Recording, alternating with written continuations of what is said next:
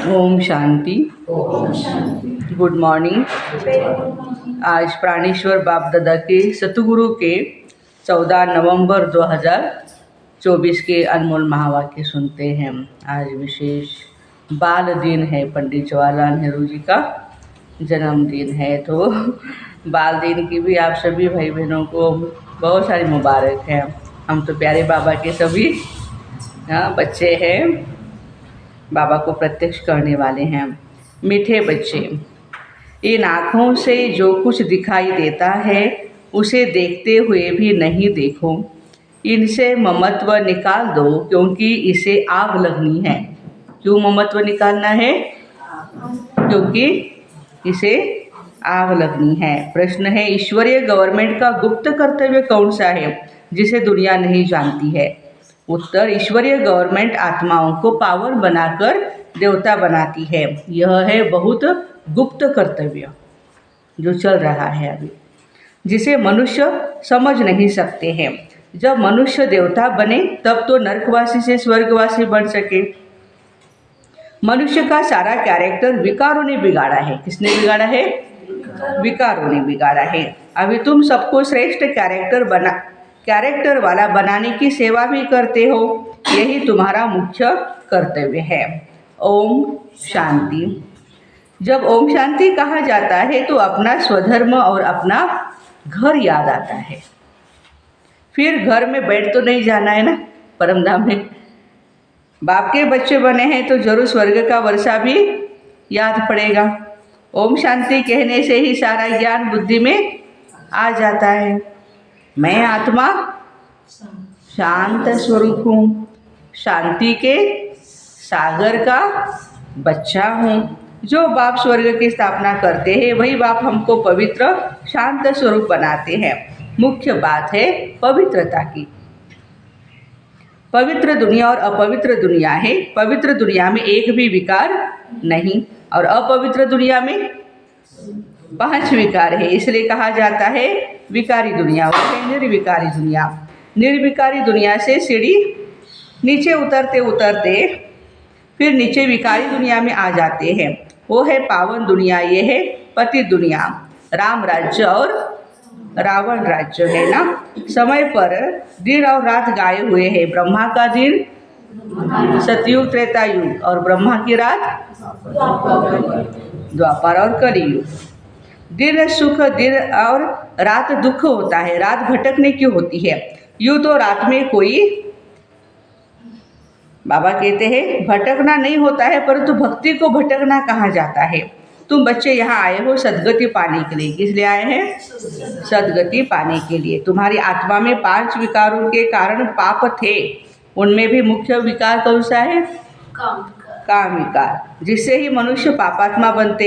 ये तो हर एक जानते हैं, हम पतित हैं, भ्रष्टाचार से पैदा हुए हैं। एक काम विकार के कारण सारी क्वालिफिकेशन बिगड़ पड़ती है। इसलिए बाप कहते, इस काम विकार को जीतो तो जगत जीत नई दुनिया के मालिक बनेंगे। तो अंदर में इतनी खुशी रहनी चाहिए ना। मनुष्य पतित बनते हैं तो कुछ समझते नहीं। इस काम पर ही कितने हंगामे होते हैं, कितनी अशांति, हाहाकार हो जाता है। इस समय दुनिया में हाहाकार क्यों है? क्योंकि सभी पाप आत्माएं हैं। विकारों के कारण ही असुर कहा जाता है। अभी बाप द्वारा समझते हो, हम तो बिल्कुल ही कौड़ी मुसलमाना, वर्थ नॉट अ पेनी बन गए हैं। काम की जो चीज़ नहीं है उसे क्या किया जाता है? उसे आग में जलाया जाता है। अभी तुम बच्चे समझते हो दुनिया में कोई काम की चीज़ नहीं है। सभी मनुष्य मात्र को आग लगनी है। महाकालेश्वर वाच, जो कुछ इन आँखों से देखते हो सबको आग लगनी है। आत्मा को आग लगती नहीं। आत्मा तो जैसे इंश्योर है, इंश्योरेंस कंपनी क्या करती है? मरने के बाद आपको देती है। बाबा कहते आत्मा तो ईश्वर है ही। आत्मा को कभी ईश्वर कराते हैं क्या? ईश्वर तो शरीर को कराते हैं। बच्चों को समझाया गया है, एक खेल है। आत्मा तो ऊपर में 5 तत्वों से ऊपर रहती है। 5 तत्वों से ही सारी दुनिया की सामग्री बनती है। आत्मा नहीं बनती। आत्मा सदैव है, सिर्फ पुण्यात्मा और पापात्मा बनती है। 5 विकारों से आत्मा गंदी बन पड़ती है। अभी बाप आए हैं पापों से छुड़ाने। विकार से सारा कैरेक्टर्स बिगड़ता है। कैरेक्टर्स किसको कहा जाता है ये भी किसको पता नहीं। गाया हुआ है पांडव राज्य और कौरव राज्य।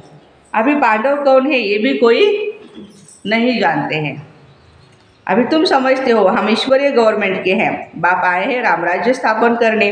ये समय ईश्वरीय गवर्नमेंट क्या करती है? क्या करती है? आत्माओं को पावन बनाती है और फिर देवता बनाती। नहीं तो फिर देवता कहाँ से आएंगे? यह कोई नहीं जानते, इसलिए इसको गुप्त गवर्नमेंट कहा जाता है। हमारा गवर्नमेंट कैसा है? गुप्त है तो यह भी मनुष्य, परंतु देवता कैसे बने? किसने बनाया? देवी देवता तो होते हैं स्वर्ग में, तो उन्हों को स्वर्गवासी किसने बनाया? स्वर्गवासी से फिर नरकवासी बनते हैं, फिर नरकवासी से स्वर्गवासी बनते हैं, फिर ये क्या है? चक्र है। हाँ, ये भी तुम बच्चे पहले नहीं जानते थे, फिर और कैसे जानेंगे? स्वर्ग सतयुग को कहा जाता है और नरक कलयुग को कहा जाता है। यह भी तुम बच्चे समझते हो, ये ड्रामा बना हुआ है, इसने बनाया नहीं, ये बनाया चल रहा है। ये पढ़ाई है ही पति से पावन बनने की। आत्मा पतित बनती है, पति से पावन बनाना यह धंधा बाप ने तुम्हें सिखलाया। कौन सा बिजनेस है हमारा? पतितों को पावन बनाने का। पावन बनो तो पावन दुनिया में चलेंगे। आत्मा ही पावन बने तब तो स्वर्ग के लायक बने ना। यह ज्ञान तुम्हें इस संगम पर ही मिलता है। पवित्र बनने का हथियार मिलता है। पतित पावन एक बाप को ही कहा जाता है। कहते हैं हमको पावन बनाओ। ये लक्ष्मी नारायण स्वर्ग के मालिक थे ना, फिर 84 जन्म ले क्या बने हैं? पतित बने हैं। तो बाबा कहते श्याम और सुंदर, इसका नाम भी ऐसा रखा हुआ है, परंतु मनुष्य अर्थ थोड़े ही समझते हैं। श्री कृष्ण की भी क्लियर समझानी मिलती है। इनमें 2 दुनियाएं कर दी है। वास्तव में दुनिया एक ही है ना? कोई ऊपर है, फिर कुछ नीचे भी है, स्वर्ग ऊपर नीचे पाताल है, ऐसी बातें नहीं हैं। दुनिया एक ही है, सिर्फ पुरानी से नई और नई से पुरानी बनती है। तुम कितना माथा मारते हो समझाने के लिए? अपनी राजधानी स्थापन कर रहे हो ना। इन्होंने भी समझा है ना। समझ से कितने मीठे बने हैं। किसने समझाया? मीठा किसने बनाया हमें मीठा? हाँ, भगवान ने। लड़ाई आदि की कोई बात ही नहीं। भगवान कितना समझदार और नॉलेजफुल बनाते हैं बच्चों को। शिव के मंदिर में जाकर नमन करते हैं, परंतु वो क्या है, कौन है, ये कोई नहीं जानते। शिव, काशी, विश्वनाथ, गंगा, बस सिर्फ कहते रहते हैं, अर्थ जरा भी नहीं समझते। समझाओ तो कहेंगे तुम हमको क्या समझाएंगे, क्या तुम्हें पता है? हम इतने वेद शास्त्र पढ़े हुए हैं, आप क्या समझाओगे हमें? हाँ, एक भाई को पूछा आप सेंटर पे क्यों नहीं आते? अरे आप बहनों के द्वारा क्या सुनाएगी? आप लेडीज़ क्या हमें सुनाएगी? हम तो मर्द हैं। हाँ, तो बाबा कहते ये भी क्या है? मिथ्या अहंकार है। हम तो वेद शास्त्र आदि सब पढ़े हुए हैं, ऐसा बोलते हैं ना। तुम बच्चों में नंबरवार है जो यह धारणा करते हैं। कई तो फिर भूल भी जाते हैं, क्योंकि बिल्कुल ही पत्थर बुद्धि बन पड़े हैं। तो अभी जो पारस बुद्धि बने हैं उन्हों का काम है औरों को भी पारस बुद्धि बनाना। हम सभी कौन है? पारस बुद्धि है। तो हमारा काम क्या है? सबको पारस बुद्धि बनाना। पत्थर बुद्धि की एक्टिविटी है, ऐसी चलती है, वो तो पता चलता है सभी को, है ना। क्योंकि हंस बगुले हुए ना। हंस कभी भी, हंस की निशानी क्या है? हंस कभी भी किसी को दुख नहीं देते हैं। और बगुले आते जाते क्या करेंगे? सिर्फ दुख ही देंगे। उन्हें असुर कहा जाता है। पहचान नहीं रहती। बहुत सेंटर पर भी ऐसे विकारी आ जाते हैं, बहाना बनाते हैं कि हम पवित्र हैं, परंतु है झूठ। कहाँ भी जाता झूठी दुनिया, झूठी माया, झूठी काया, झूठा सब संसार। अब यही संगम, कितना फर्क रहता है। जो झूठ बोलते हैं, झूठा काम करते हैं, वो 3rd ग्रेड बनते हैं। फर्स्ट सेकंड थर्ड ग्रेड होती है ना, बाप बता सकते हैं यह थर्ड ग्रेड है। भगवान के सामने वो बच्चा जाएगा, झूठा बोलेगा तो बाबा कहते हैं बच्चा कैसा है, थर्ड ग्रेड है। बाबा समझाते हैं पवित्रता का पूरा सबूत देना है। कई कहते हैं आप दोनों इकट्ठे रहते पवित्र रहते हो। हाँ, हमारे जो युगल आते हैं उनको क्या कहते दुनिया वाले, हाँ आप इकट्ठा रहते हो, हाँ और पवित्र रहते, ये तो असंभव है, इम्पॉसिबल। लेकिन बच्चों में योग बल न होने के कारण इतनी सहज बात भी पूरी रीति समझा नहीं सकते। उनको यह बात कोई नहीं समझाते, यहाँ हमको भगवान पढ़ाते हैं और वो ताकत भी देते हैं ना, शक्ति भी देते हैं ना, योग से ज्ञान से शक्ति भी देते बाबा हमें। और जितनी जितनी हम धारणा करते जाएंगे पवित्रता की, उतनी ताकत भी आत्मा के बढ़ते जाती है। ये तो सभी को अनुभव है। वो कहते हैं पवित्र बनने से तुम 21 जन्म स्वर्ग के मालिक बनेंगे, जबरदस्त लॉटरी मिलती है।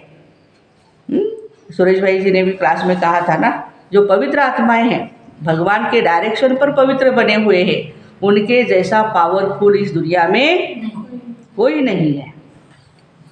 लेकिन हमारी पावर ही हम क्या होते हैं भूल जाते हैं। हमको और ही खुशी होती है। कई बच्चे गंधर्व विवाह कर पवित्र रहकर दिखाते हैं। देवी देवताएं पवित्र है ना, अपवित्र से पवित्र तो एक ही बाप बनाते हैं। यह भी समझाया जाता है ज्ञान भक्ति और वैराग्य। ज्ञान और भक्ति आधा आधा है और वैराग्य अभी इस संगम युग पर है। सतयुग रहता तो ज्ञान चलता है, ज्ञान के प्रारब्ध। द्वापर युग और कलयुग भक्ति चलती है और अभी संगम युग पर वैराग्य है। पूरा है या अधूरा है? बेहद के वैरागी। फिर भक्ति के बाद वैराग्य। अभी इस पति दुनिया में नहीं रहना है या रहना है किसी को? हाथ खड़ा करो। पति दुनिया में रहना है। माता जी ने हाथ खड़ा कर दिया बस। हाँ, ये कपड़े उतार करके घर जाना है। 84 का चक्र अभी पूरा हुआ।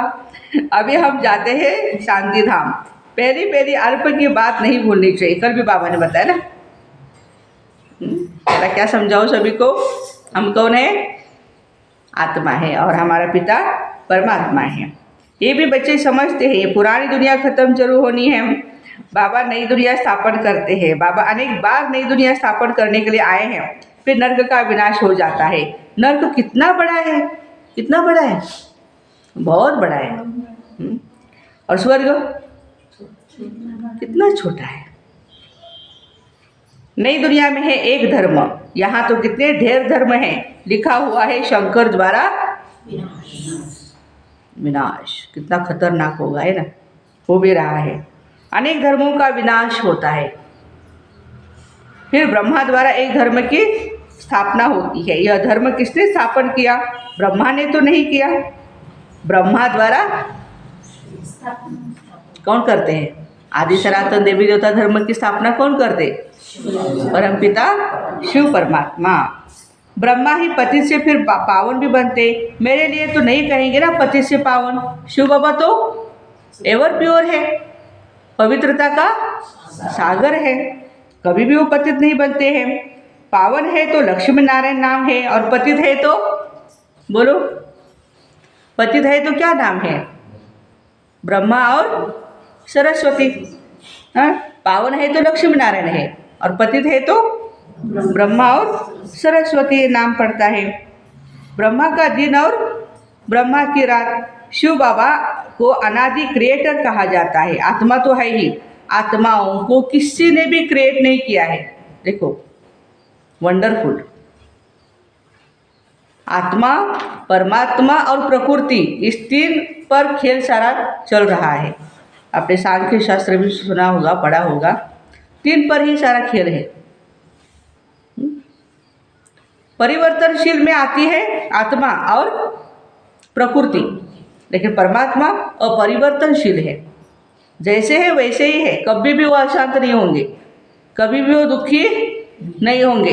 देखा ना माउंट आबू में हमने परमात्मा को, कितना वो शांति का सागर है, ज्ञान का सागर है।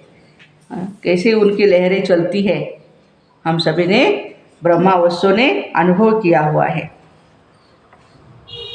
तो आत्माओं को क्रिएटर नहीं कहेंगे, इसलिए अनादि कहा जाता है। आत्माओं का क्रिएटर कोई नहीं। बाप अनादि तो आत्माएं भी अनादि, खेल भी ये अनादि। ये अनादि बना बनाया ड्रामा है। स्व आत्मा को सृष्टि चक्र के आदि मध्य अंत के ड्यूरेशन का ज्ञान मिलता है। ये किसने दिया? बाप ने। तुम 21 जन्मों के लिए धनी के बन जाते हो, फिर रावण के राज्य में निधन के बन पड़ते हो, फिर कैरेक्टर्स भी बिगड़ने लगते हैं। विकार है ना। मनुष्य समझते नर्क स्वर्ग सब इकट्ठा ही चलता है। अभी तुम बच्चों को क्लियर समझाया जाता है, अभी तुम गुप्त हो। शास्त्रों में क्या क्या लिख दिया है, कितना सूत मुंझा हुआ है। बाप को ही बुलाते हैं, हम कोई काम के नहीं रहे, आकर पावर बनाकर हमारे कैरेक्टर सुधारो। तुम्हारे कितने कैरेक्टर सुधरते हैं? कई तो सुधरने के बदले और ये बिगड़ते जाते हैं। चरण से ही मालूम पड़ता है, आज हंस कहलाते हैं और कल बगुला बन जाते। देरी नहीं लगती है। माया भी बड़ी गुप्त है, यहाँ कुछ देखने में थोड़ी आता है। बाहर निकलने से दिखाई पड़ता है। जब तक बाबा के सामने बैठे हैं तो पहलवान है, और बाहर जाने से फिर माया की बॉक्सिंग चलती रहती है। फिर आश्चर्यवत सुनंती कथनती और कितीच्या स्पीडनं 80च्या का 120च्या कितने भागंती हो जाते हैं। इतने जोर से गिरते हैं जो हड़गुड़ टूट जाती है। इंद्रप्रस्थ की बात है, मालूम तो पड़ ही जाता है। ऐसे को फिर सभा में नहीं आना चाहिए। थोड़ा बहुत ज्ञान सुना तो स्वर्ग में आ ही जाते हैं। ज्ञान का कभी विनाश नहीं होता। अभी बाप कहते पुरुषार्थ कर उच्च पद को पाओ, अगर विकार में गए तो पद भ्रष्ट हो जाएगा। अभी तुम समझते हो यह चक्र कैसे फिरता है। तुम बच्चों की बुद्धि कितनी पलटती है, फिर माया धोखा जरूर देगी। इच्छा मात्र अविद्या, कोई इच्छा रखी तो ये गया काम से। वर्थ नॉट अ पेनी बन जाते हैं। अच्छे अच्छे महारथियों को भी माया किसी न किसी प्रकार से धोखा दे देती है, फिर वह दिल पर नहीं चढ़ सकते। कोई तो बच्चे ऐसे होते हैं जो बाप को भी खत्म करने में देरी नहीं करते। बाप रे, परिवार को भी खत्म कर देते हैं, महान पापात्मा बन जाते हैं। रावण क्या क्या करा देता है। बहुत नफरत आती है। कितनी डर्टी दुनिया है, इससे कभी भी दिल नहीं लगानी है। पवित्र बनने की बड़ी हिम्मत चाहिए। कौन सी हिम्मत चाहिए? पवित्र बनने की। विश्व के बादशाही की प्राइज लेने के लिए पवित्रता मुख्य है। पवित्रता पर कितने हंगामे होते। गांधी भी कहते हैं पतित पावन आओ। अब बाप कहते हिस्ट्री ज्योग्राफी फिर से रिपीट होती है। सबको वापस आना ही है, तब तो इकट्ठा जावे। बाप भी आए हैं ना सबको घर ले जाने के लिए। बाप के आने के बगैर कोई वापस नहीं जा सकता। अच्छा, मीठे मीठे सिकिलदे बच्चों प्रति माता पिता बाप दादा का याद प्यार और गुड मॉर्निंग। रूहानी बाप की रूहानी बच्चों को नमस्ते। हम रूहानी बच्चों की रूहानी माता पिता बाप दादा को याद प्यार गुड मॉर्निंग और नमस्ते। वाह बाबा वाह, शुक्रिया बाबा, शुक्रिया। धारणा के लिए मुख्य सार है, माया के धोखे से बचने के लिए किसी भी प्रकार की इच्छा नहीं रखनी है। इच्छा मात्र अविद्या बनना है। विश्व के बादशाही की प्राइज लेने के लिए मुख्य है पवित्रता। इसमें पवित्र बनने की हिम्मत रखनी है और अपने कैरेक्टर्स सुधारने हैं। वरदान, सदा याद की छत्र छाया के नीचे मर्यादा की लकीर के अंदर रहने वाले मायाजीत विजयी भव। बाप की याद ही छत्र छाया है। छत्र छाया में रहना अर्थात मायाजीत विजयी बनना। सदा याद की छत्र छाया के नीचे और मर्यादा की लकीर के अंदर रहो तो कोई की हिम्मत नहीं अंदर आने की। मर्यादा की लकीर से बाहर निकलते हो तो माया भी अपना बनाने में होशियार है। लेकिन हम अनेक बार विजयी बने हैं। विजय माला हमारा ही यादगार है। इस स्मृति से सदा समर्थ रहो तो माया से हार हो नहीं सकती। स्लोगन है, सर्व खजानों को स्वयं में संभालो तो संपन्नता का अनुभव होता रहेगा। सर्व खजानों को स्वयं में संभालो तो संपन्नता का अनुभव होता रहेगा। तो ऐसे सदा याद की छत्र छाया के नीचे मर्यादा की लकीर के अंदर, सीता जी के लिए बहुत बताया ना, हाँ, मर्यादा की लकीर के अंदर रहने वाले मायाजीत भाई बहनों को ओम शांति। Have a nice day. आज सतगुरुवार है, प्राणेश्वर बाप दादा को हम सभी मिलके भोग अर्पण करेंगे।